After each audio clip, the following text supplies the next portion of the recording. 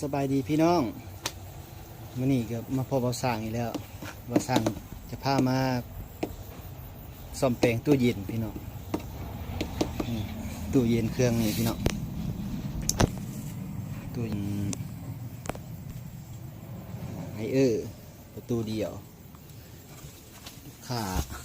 เอามาให้ว่ามันบ่เย็นพี่น้องแล้วก็มีเสียงดังจรดนี่เนาะ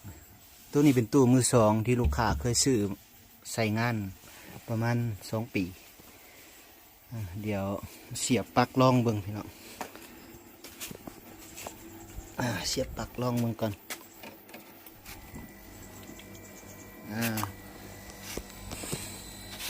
เสียงคอมทำงานพี่น้องเสียงคอมทำงาน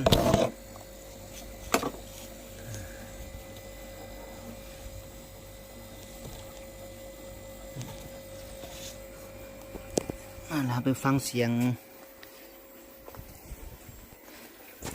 ด้านหน้าครับนี่พี่น้องยินเสียงจรัดแต่บ่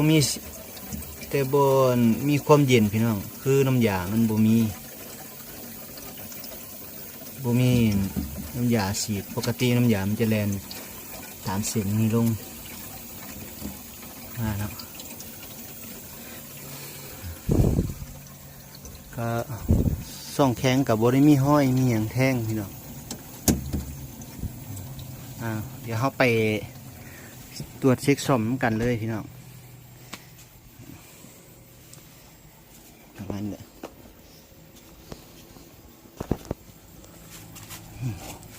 ก่อนอื่น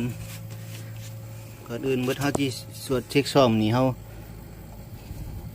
จับเบิ่งว่ามันมีหยาบ่ท่อด้านไฮหรือว่าท่อด้านสีน้ำยาเนี่ยบ่มีความร้อนเลยพี่น้องบ่มีความร้อนก็คือความหมายว่าน้ำยามันหัวพี่น้องตู้นี้แต่ว่าเขาจะหูบันไดว่ามันหัวบันไดเดี๋ยวเขาจะมาถอดแต่ละชิ้นส่วนแยกออกแล้วก็อัดเบิ่งห้อยหัวว่ามันจะหัวตัวใดด้านนั้นไฮ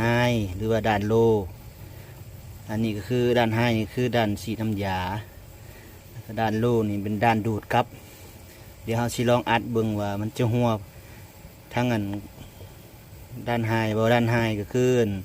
มันจะเป็นแพงห้อนพี่น้องข้างขางตอนนี้ข้างขางมันบ่ห้อนบ่ยังข้างสองขางมันบ่มีน้ำยาเดี๋ยวเราจะถอดออกแล้วเราก็มาอัดเบิ่งว่าทางด้านใดมันจะหัวทางด้านไฮหรือด้านโลเนาะเดี๋ยวปลดปลั๊กไฟแล้วก็ทำการถอดออกมีถอดตัวนี้ออกแล้วก็ถอดสายแคปทิวแล้วก็ถอดอันนี้ออกพี่น้องถอดไดเออร์ออกแล้วก็ถอดอันดูดกลับออกเดี๋ยวมาติดตามตอนต่อไปพี่น้องตอนนี้เราก็ได้ถอดออกมาแล้วก็เชื่อมหัวลูกศรใส่เรียบร้อยแล้ว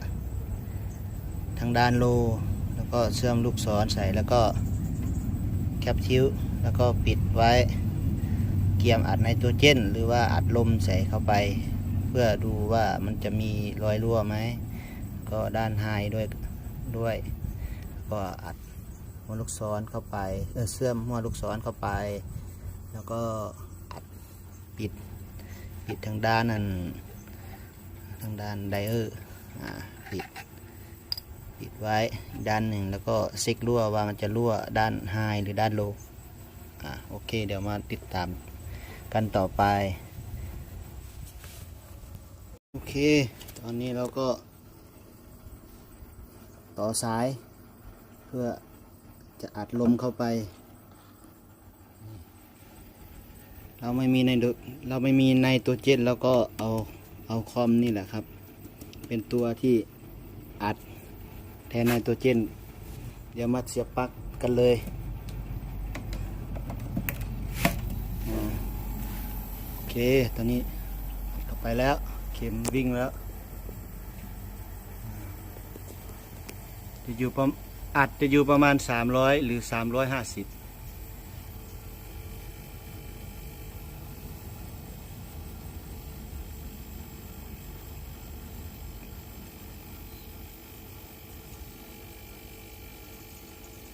โอเค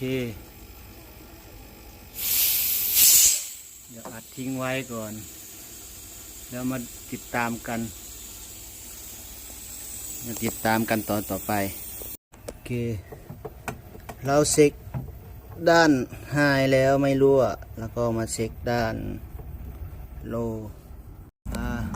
โอเคเดี๋ยวเรามาอัดตัวนี้ก็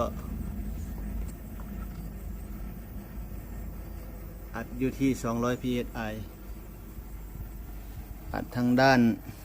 านโลท่อใหญ่ว่ามันจะรั่วไหมใส่คอมเพรสเซอร์อัดโอเคเดี๋ยวติดตามดูว่ามันจะรั่วไหมยังไงเพื่อนเข็มเริ่มตกลงมานิดหน่อยแล้วนี่อัดที่200ตอนนี้ก็ขยับลงมานิดหน่อยเดี๋ยวติดตามตอนต่อไปเบิ่งรอลุ้นตอนนี้ก็เข็มมันตีลงแล้วแสดงว่าช่องฟิตมันรั่วเราอัดไปที่200 psi ตอนนี้ก็อยู่ประมาณ160 psi โอเคไปดูกัน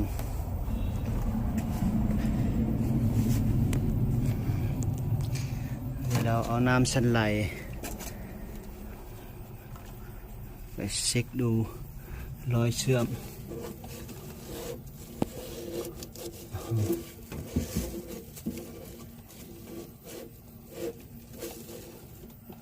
ไม่รู้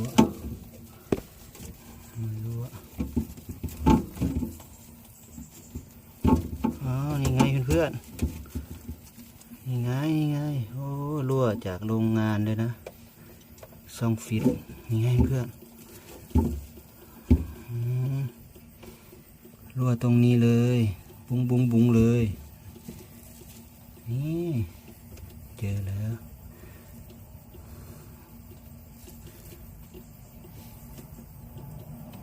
โอเคเดี๋ยวเราเชื่อมปิดดูรั่วจุดนี้เราจะเชื่อมปิดดูจะได้ไหม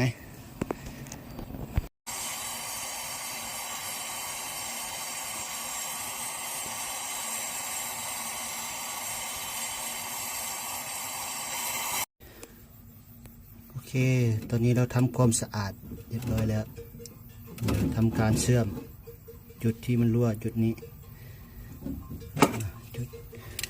เล็กๆตัวนี้เพื่อนข้อต่อ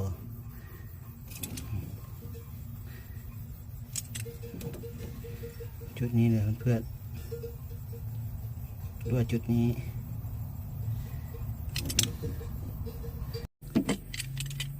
โอเคตอนนี้เชื่อมปิดแล้วปิดแล้ว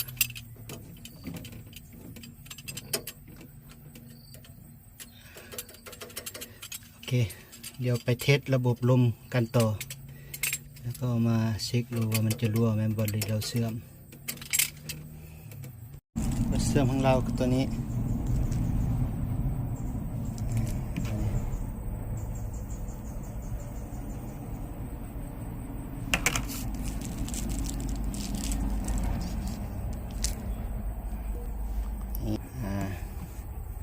ยังไงรหัส H102 เชื่อม2 ฟิตกระแสอยู่ที่ 0.3435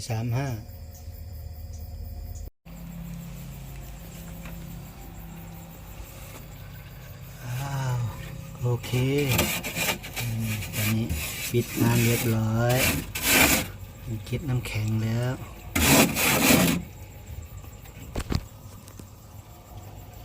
ปิดงานทำบุญ